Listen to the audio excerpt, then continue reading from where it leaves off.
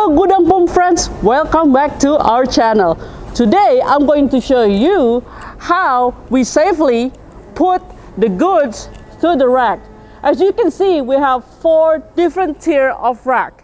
So we are using forklift and using also certified forklift driver. He has been certified by Ministry of Employment. So with this, we are safely put the goods according to our customer. So each number of these, it represent our customer. So this is belong to customer number 18, for example. If you ever need a logistic service, please give Gudang PUM a call. We will serve you.